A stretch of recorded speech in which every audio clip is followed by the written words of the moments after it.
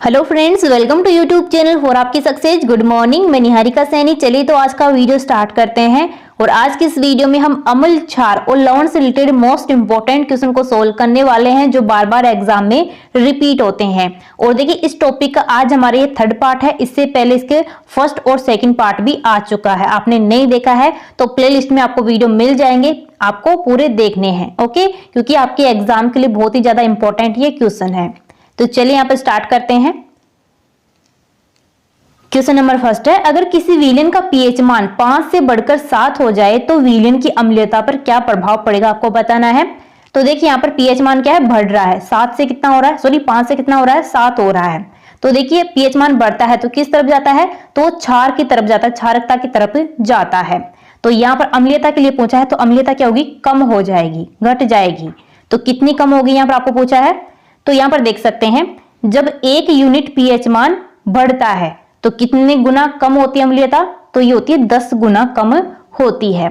2 unit कम होता है तो कितनी हो जाएगी, तो ये हो जाएगी 100 गुना अम्लीयता कम होती है। अगर 3 यूनिट बढ़ता है पीएच मान तो ये हो जाएगी 1000 गुना कम होती है अम्लीयता। तो यहाँ पर कितना हो रहा है, 5 से 7 हो रहा है, यानी कि 2 यूनिट पीएच मान बढ़ रहा है। तो कितना गुना अम्लीयता कम होगी, तो ये जाएगी 100 गुना कम। तो यहां से ऑप्शन आपका बी बिल्कुल करेक्ट हो जाएगी, 100 गुना कम हो जाएगी अम्लीयता। ओके, चलिए अगला क्वेश्चन देखते हैं। नेक्स्ट क्वेश्चन है, निम्नलिखित में से कौन गलत है, यानी कि रॉन्ग आपको बताना है कौन सा है। ऑप्शन ए यहाँ पर है, क्षार मिथाइल ऑरेंज को पीला कर देते हैं, बिल्कुल राइट है। ऑप्शन बी देखिए, अम्ल मिथाइल ऑरेंज को लाल कर देते हैं। जो क्षार होते हैं वो तो किस में चेंज करते हैं, मिथाइल ऑरेंज को पीले में चेंज करते हैं, और अम्ल किस में करते हैं, लाल में चेंज कर देते हैं, बिल्कुल राइट है। ऑप्शन सी यहाँ पर देखिए, अम्ल से फेनोल्फ्थालीन का रंग नहीं बदलता, ये भी बिल्कुल सही है। ऑप्शन डी यहाँ पर देखिए, क्षार फेनोल्फ्थालीन का रंग हरा कर देते हैं। तो देखिए जो एसिड होते हैं, अम्ल होते हैं, उससे तो फेनोल्फ्थालीन के कलर में कोई भी बदलाव नहीं आता है, कोई भी असर नहीं पड़ता है। लेकिन जो क्षार होते हैं वो क्या करते हैं, फेनोल्फ्थालीन का कलर बदल देते हैं। यहाँ पर आपको दिया गया हरा कलर, तो यहाँ पर आपका रॉन्ग हो जाएगा। हरा कलर में नहीं चेंज करते, किसमें करते हैं, ये पिंक कलर में चेंज कर देते हैं। तो ये आपका यहाँ से ऑप्शन डी बिल्कुल राइट हो जाएगा, यानी कि ये रॉन्ग है। ओके, चलिए अगला क्वेश्चन देखते हैं। किसके सिद्धांत के अनुसार क्षारक वह पदार्थ है जो किसी दूसरे पदार्थ से प्रोटॉन ग्रहण करने की क्षमता रखता है। तो ये किसके द्वारा सिद्धांत दिया गया था कि जो क्षारक होते हैं वो किसी दूसरे पदार्थ से प्रोटॉन ग्रहण करते हैं, यानी कि H पॉजिटिव ग्रहण करते हैं। तो ये किसके द्वारा दिया गया था, तो ये दिया था ब्रॉन्स्टेड और लोरी ने। ऑप्शन यहाँ पर आपका बी राइट हो जाएगा। नेक्स्ट क्वेश्चन यहाँ पर देखिए, निम्नलिखित में से कौन गलत है, यानी आपको रॉन्ग बताना है। ऑप्शन ए यहाँ पर है, सभी क्षारक जल में विलयन नहीं होते हैं, ये बिल्कुल राइट है। ऑप्शन बी यहाँ पर है, जल में घुलनशील क्षारक को क्षार कहते हैं, ये भी बिल्कुल सही है। जल में घुलनशील जो क्षारक होते हैं उनको क्षार कहा जाता है। ऑप्शन सी यहाँ पर देखिए, सभी क्षारक क्षार कहलाता है, ये आपका रॉन्ग हो जाएगा। सभी जो क्षारक होते हैं वो क्षार नहीं होते हैं। क्षार कौन से होते हैं, जो जल में घुलनशील होते हैं वही क्या होते हैं, क्षार होते हैं। तो ऑप्शन आपका यहाँ से सी रॉन्ग हो जाएगा। ऑप्शन डी देखिए, सभी क्षार क्षारक कहलाता है, यानी कि क्षार तो क्षारक हो सकता है लेकिन सभी क्षारक क्षार नहीं हो सकते। ऑप्शन यहाँ पर आपका सी बिल्कुल करेक्ट हो जाएगा, यानी कि ये रॉन्ग है, तो आपको याद रखना है। नेक्स्ट क्वेश्चन देखिए, निम्नलिखित में से कौन सा क्षारक एक क्षार भी है। क्षार कौन सा होता है, जो क्षारक जल में घुलनशील होते हैं वो क्या होते हैं, क्षार होते हैं। तो आपको बताना है वो क्षारक कौन सा जो कि जल में घुलनशील यानी कि वो क्षार है। तो आपका यहाँ पर हो जाएगा ऑप्शन डी बिल्कुल आपका राइट हो जाएगा, CaOH का होल ट्वाइस। ये क्या होता है, क्षार होता है, यानी कि ये क्षारक जल में घुलनशील होता है, इसलिए ये क्या होता है, क्षार होता है। तो ऑप्शन आपका डी यहाँ पर राइट हो जाएगा। नेक्स्ट क्वेश्चन देखिए, निम्नलिखित में से कौन एक कास्टिक सोडा है जिसका उपयोग साबुन बनाने में और पेट्रोलियम के शुद्धिकरण में किया जाता है। तो ये हो जाएगा कौन सा, NaOH, यानी कि सोडियम हाइड्रोक्साइड। ऑप्शन आपका बी यहां से बिल्कुल सही हो जाएगा। नेक्स्ट क्वेश्चन देखिए, निम्नलिखित में से कौन गलत है, यानी कि रॉन्ग है। ऑप्शन ए यहाँ पर है, दूध का पीएच मान 6.8 pH होता है, बिल्कुल राइट है। ऑप्शन बी यहाँ पर देखिए, मानव रक्त का पीएच मान 7.4 होता है, ये भी बिल्कुल सही है। ऑप्शन सी यहाँ पर है, मानव लार का पीएच मान 6.4 pH होता है, ये भी बिल्कुल राइट है। ऑप्शन डी यहाँ पर देखिए, ब्लैक कॉफी का पीएच मान 10 pH होता है, ये भी आपका रॉन्ग हो जाएगा। यानी कि ब्लैक कॉफी का पीएच मान कितना होता है, तो ये होता है 5.0, यानी कि 5 पीएच मान होता है किसका, ब्लैक कॉफी का। तो ऑप्शन आपका यहाँ पर सी राइट हो जाएगा, यानी कि ये रॉन्ग है। चलिए अगला क्वेश्चन देखते हैं। नेक्स्ट क्वेश्चन यहाँ पर है, पोटास एलम के सूत्र इकाई में जल का कितना अणु उपस्थित होता है, यानी कि पोटास एलम के एक सूत्र इकाई में पूछा है कि जल का कितना अणु मौजूद होता है। तो सबसे पहले आपको क्या करना है, पोटास एलम का आपको सूत्र पता होना चाहिए। क्या होता है, K2SO4 डॉट Al2 SO4 का होल थराइस डॉट 24H2O। तो ये क्या होता है, पोटास एलम का सूत्र होता है।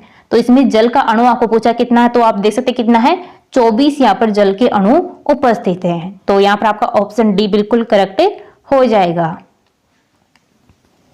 अगला क्वेश्चन यहाँ पर है, पोटेशियम नाइट्रेट का उपयोग निम्न में से किसमें नहीं किया जाता है। पोटेशियम नाइट्रेट, इसका फॉर्मूला क्या होता है, तो ये होता है KNO3। क्या होता है इसका सूत्र, KNO3 इसका फॉर्मूला होता है पोटेशियम नाइट्रेट का। तो यहाँ पर बताना कि इसका यूज किसमें नहीं किया जाता है। ऑप्शन ए यहाँ पर है गन पाउडर बनाने में, बिल्कुल राइट है। ऑप्शन बी यहाँ पर है आतिशबाजी के सामान बनाने में, इसमें भी किया जाता है। उर्वरक के रूप में इसमें भी इसका यूज किया जाता है। ऑप्शन डी यहाँ पर देखिए मांस मछली के संक्षारण में। ऑप्शन डी आपका राइट हो जाएगा। जो KNO3 होता है यानी कि पोटेशियम नाइट्रेट होता है, इसका यूज मांस मछली के संक्षारण में नहीं किया जाता है, बाकी इन तीनों में किया जाता है। तो यहां से आपका ऑप्शन डी बिल्कुल करेक्ट हो जाएगा। अगला क्वेश्चन यहाँ पर देखिए, उस विलीन को क्या कहते हैं जिसमें कम मात्रा में अम्ल या क्षार मिलाने पर उसका पीएच मान में कोई परिवर्तन नहीं होता है। तो वह कैसा विलीन होता है, तो ये होता है बफर विलियन। ऑप्शन यहाँ पर आपका डी बिल्कुल राइट हो जाएगा। तो देखिए जो बफर विलियन होता है उसमें हम कम मात्रा में अगर अम्ल या क्षार मिलाते हैं तो उसके पीएच मान में कोई भी चेंज नहीं होता है। ओके, इसका एग्जाम्पल आप देख सकते हैं कौन सा है, रक्त यानी कि ब्लड। ब्लड हमारा क्या है, बफर विलियन होता है। हमारे ब्लड का पीएच मान कितना होता है, तो ये होता है 7.4 पीएच। देखिए हम बहुत सारी खट्टी चीजें खाते हैं तो इसके पीएच मान में कोई भी चेंज नहीं आता है। तो ये कैसा है, बफर होता है। बफर क्या होता है, बफर विलियन होता है रक्त हमारा ब्लड। ओके, चलिए अगला क्वेश्चन देखते हैं। नेक्स्ट क्वेश्चन है, निम्नलिखित में से किसे एक सार्वत्रिक सूचक कहा जाता है। तो ये कहा जाता है पीएच स्केल को। ऑप्शन यहाँ पर डी करेक्ट हो जाएगा। नेक्स्ट क्वेश्चन की तरफ चलते हैं। यहाँ पर निम्नलिखित में से किसका पीएच मान गलत है, रॉन्ग है। ऑप्शन ए यहाँ पर है शराब का पीएच मान 3.0 से लेकर के 3.4 होता है, ये बिल्कुल राइट है। ऑप्शन बी यहाँ पर है चूना पानी, जो चूना पानी होता है इसका पीएच मान कितना होता है, 10.5 होता है, ये भी बिल्कुल सही है। समुद्र का पानी, समुद्र का जो पानी होता है उसका पीएच मान 7.8 होता है, ये भी बिल्कुल राइट है। लेकिन देखिए जो सिरका होता है, विनेगर होता है, इसका पीएच मान 6.0 नहीं होता है। कितना होता है, ये 3.0 होता है। तो यहाँ पर ऑप्शन आपका डी राइट हो जाएगा। नेक्स्ट क्वेश्चन यहाँ पर है, पीएच स्केल के बारे में सबसे पहले किसने पता लगाया था। तो ये लगाया था किसने, सोरेनसन ने। ऑप्शन यहाँ पर आपका बी राइट हो जाएगा। नेक्स्ट क्वेश्चन यहाँ पर है, निम्नलिखित में से गलत कथन चुने। तो यहाँ पर आपको गलत कथन बताना कौन सा है। ऑप्शन ए यहाँ पर है सभी धातुएं तनु अम्ल से अभिक्रिया कर हाइड्रोजन गैस उत्पन्न करते हैं, ये बिल्कुल राइट है। ऑप्शन बी यहाँ पर देखिए सभी धातुएं, क्षार यहाँ पर आपको क्या लेना है, क्षार। सभी जो धातुएं हैं वो क्षार से अभिक्रिया कर हाइड्रोजन गैस उत्पन्न करते हैं, ये आपका रॉन्ग हो जाएगा। सभी जो धातुएं होती हैं वो क्षार यानी कि बेस के साथ में रिएक्शन करके हाइड्रोजन गैस उत्पन्न नहीं करते हैं, लेकिन कुछ गैसें हैं जो कि क्षार से रिएक्शन करके हाइड्रोजन गैस उत्पन्न करती हैं। तो सभी धातुएं नहीं करती हैं। ऑप्शन सी यहाँ पर देखिए कुछ धातुएं क्षार से अभिक्रिया कर हाइड्रोजन गैस उत्पन्न करती हैं, ये बिल्कुल राइट है। ऑप्शन डी यहाँ पर है 1 m NaOH का पीएच मान 14 पीएच होता है, तो ये बिल्कुल राइट हो जाएगा। 1 m आपको पूछा है कि 1 मोल NaOH, क्या ये क्या है, विलय है। तो देखिए 1 लीटर विलियन में उपस्थित 1 मोल NaOH का जो पीएच मान होता है वो 14 पीएच होता है, ये आप बिल्कुल राइट है। तो यहां से आपका ऑप्शन बी बिल्कुल करेक्ट हो जाएगा, यानी कि ये रॉन्ग है। ओके, चलिए नेक्स्ट चलते हैं। नेक्स्ट क्वेश्चन यहाँ पर है, निम्नलिखित में से कौन एक दर्द निवारक यानी कि पेन किलर दवा है। तो ये है कौन सी, एनाल्जेसिक। ऑप्शन यहाँ पर आपका बी राइट हो जाएगा। नेक्स्ट क्वेश्चन है, 10 ml NaOH विलयन को पूरी तरह से उदासीन करने के लिए 8 ml HCl दिया जाता है, तो 20 ml NaOH विलयन को उदासीन करने के लिए कितनी मात्रा में HCl चाहिए होगा। तो देखिए यहाँ पर 10 ml को उदासीन करने के लिए कितने की हमें आवश्यकता पड़ती है, तो 8 ml HCl की हमें आवश्यकता पड़ती है। तो यहाँ से आप एक के लिए निकाल सकते हैं, 1 ml के लिए, तो ये आपका हो जाएगा कितना, 8/10 HCl। ओके, अब यहाँ पे आपको कहा है 20 ml NaOH को उदासीन करने के लिए कितने HCl की हमें आवश्यकता पड़ेगी, तो यहाँ से आप निकाल सकते हैं 20 के लिए। ओके, तो क्या करेंगे, 8/10 × 20, तो इस तरह से आप निकाल सकते हैं। यहाँ पर आपको पड़ेगी कितनी, 16 ml की, यानी कि 16 ml HCl की हमें आवश्यकता पड़ेगी 20 ml को उदासीन करने के लिए। तो यहां से ऑप्शन आपका डी बिल्कुल राइट हो जाएगा। चलिए अगला क्वेश्चन देखते हैं। प्लास्टर ऑफ पेरिस को आर्द्र रोधी बर्तन में रखा जाता है क्योंकि, तो बताना जो प्लास्टर ऑफ पेरिस होता है यानी कि पीओपी होता है, इसका फॉर्मूला क्या होता है, तो ये होता है CaSO4.12H2O, इसका फॉर्मूला होता है पीओपी का। ओके, तो देखिए इसको आर्द्र रोधी बर्तन में क्यों रखा जाता है आपको बताना है। ऑप्शन यहाँ पर ए है, यह जल को अवशोषित कर कठोर पदार्थ बना लेता है, यानी कि जो पीओपी होता है ये क्या करता है, जल के साथ में रिएक्शन करके क्या बनाता है, जिप्सम ये बना लेता है, जो कि एक कठोर पदार्थ होता है। ओके, ऑप्शन बी यहाँ पर देखिए, क्योंकि ये जल के संपर्क में आने पर जिप्सम में बदल जाता है, बिल्कुल राइट है। ऑप्शन सी यहाँ पर देखिए, यह जल को अवशोषित कर एक अनुपयोगी पदार्थ बना लेता है, यानी कि जिप्सम बना लेता है, एक कठोर पदार्थ बना लेता है। तो ये सभी यहाँ पर राइट हो जाएंगे, ऑप्शन डी आपका बिल्कुल यहाँ पर सही हो जाएगा। चलिए नेक्स्ट क्वेश्चन देखते हैं। क्षार के लवण बना होता है, तो क्षार के जो लवण होता है वो किससे बना होता है, तो ये बना होता है कमजोर अम्ल और मजबूत क्षार से।